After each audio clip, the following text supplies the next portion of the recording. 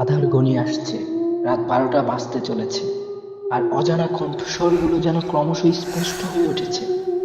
স্বাগত সেই ভৌতিক জগতে, যেখানে অন্ধকারের মাঝেই লুকিয়ে আছে ভয়ঙ্কর সত্য। আপনাদেরকে স্বাগতম জানাই আমাদের ভৌতিক ডায়েরিতে, যেখানে প্রতিটি গল্পই বাস্তব আর ভয় হবে আপনাদের একমাত্রই সঙ্গী।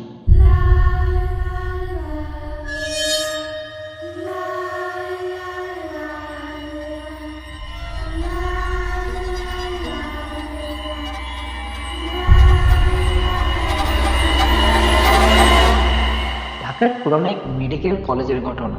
কিছুদিন আগেই কলেজের একটি পুরানো ভবন বন্ধ করে দেওয়া হয়েছিল, কারণ সেখানে বিভিন্ন অদ্ভুত ঘটনা ঘটেছিল। একদিন কলেজের 4 শিক্ষার্থী শিশির, তানিয়া, সোহান এবং তাদের বন্ধু রাকিব সিদ্ধান্ত নিলেন তারা এই রহস্যময় ভবনটি একবার দেখেই আসবে। যেই কথা সেই কাজ।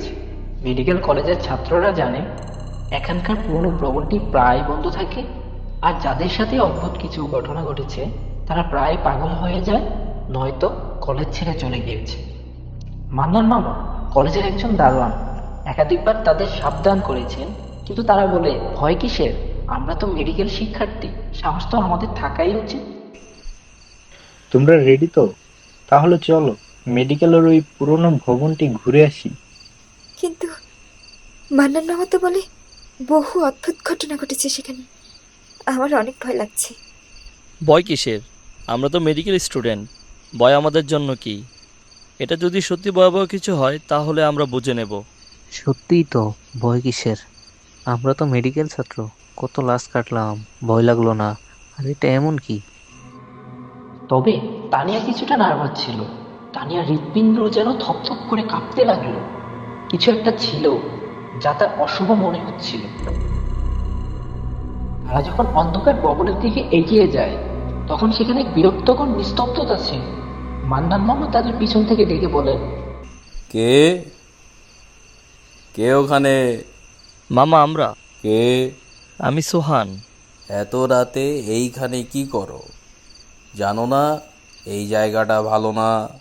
তারা মান্নান মামাকে নয় ছয় বুঝিয়ে যখন পুরানো ভবনটিতে প্রবেশ করলো, প্রথমে অদ্ভুত এক আওয়াজ শুনতে পেল, যেন কোনো দূরবর্তী জায়গা থেকে কেউ চিৎকার করছে। শিশির প্রথমে কিছুই বুঝতে পারেনি, কিন্তু তানিয়া তার হাত চেপে ধরল। তার চোখে ভয় ছিল, কিন্তু মনে হচ্ছিল কিছু একটা অশুভ তাদের চারপাশে ঘটছে।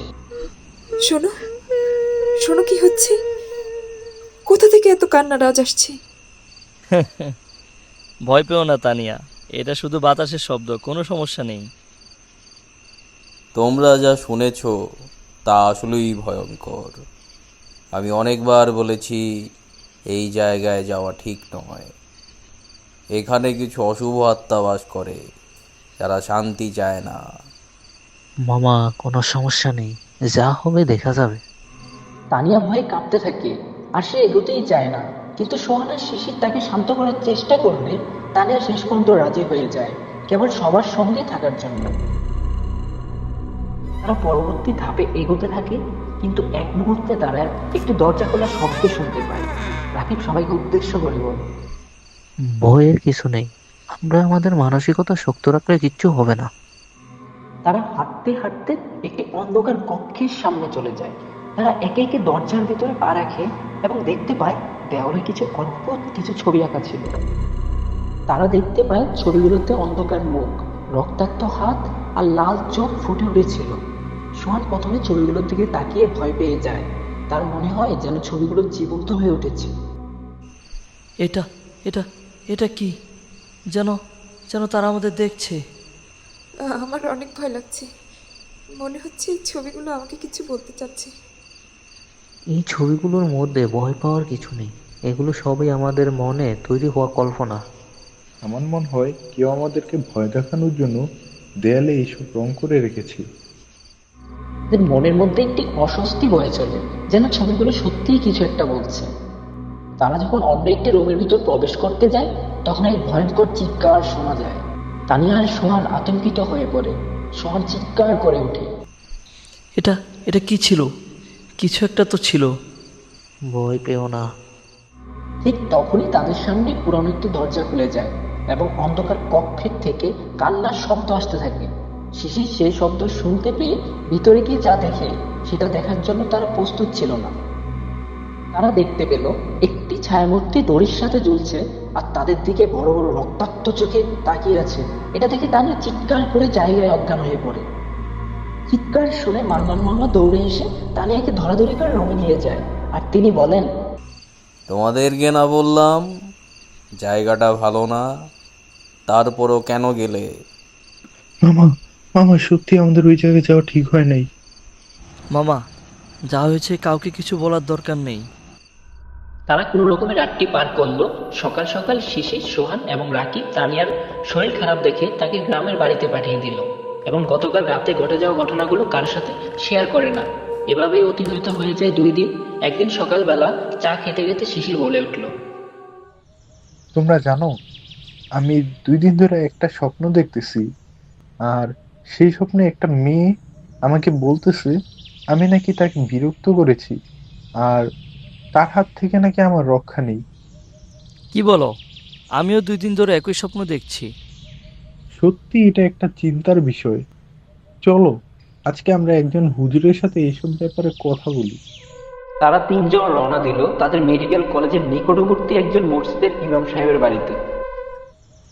হুজুর, বাড়িতে আছেন? জি, কে? আসসালামু আলাইকুম হুজুর, কিছু কথা বলার ছিল।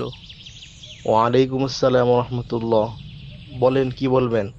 হুজুর, আমরা 3 জন গত 2 দিন ধরে একই স্বপ্ন দেখছি। তারা 3 জন মসজিদের ইমামকে গত 2 দিন আগে ঘটে যাওয়া সকল ঘটনা প্রকাশ করলে মসজিদের ইমাম সাহেব তাদের উদ্দেশ্যে বলেন, বাবারা, আপনাদের কথা শুনে যেটা বুঝলাম, আপনাদের উপর একটা বদজিনের কুনজর পড়ে গিয়েছে। আপনারা যেখানে গিয়েছিলেন ওইখানে ওই জিনটা বসবাস করে। আপনারা যাওয়াতে সে রাগান্বিত হয়ে গেছে। তাকে বিরক্ত করায় সে এখন আপনাদেরকেও বিরক্ত করছে। তাই ও আপনাদের সবাইকে একই রকম স্বপ্ন দেখাচ্ছে। তবে আপনাদের ভয়ের কোনো কারণ নেই। আমি আপনাদেরকে পানি পড়া এবং তাবিজ দিয়ে দিচ্ছি। আপনারা এই তাবিজটা সবাই সবার হাতে বেঁধে নেবেন এবং ওই যে পানিটা দিব ওই পানিটা নিজে খাবেন এবং ঘরের চারপাশে ছিটিয়ে দিবেন। আশা করি কোনো সমস্যা হবে না, ইনশাআল্লাহ। তারা 3 জন মসজিদের ইমামের পরামর্শ অনুযায়ী কাজ করে এবং তানিয়াকেও একই কাজ করতে বললে তার আর কোনো সমস্যার মুখোমুখি হয় না।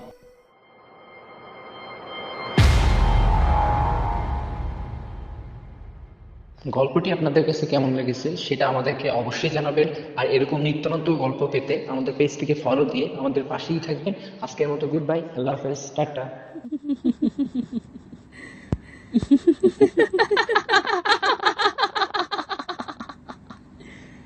Kenapa tak tidur lagi? Ha?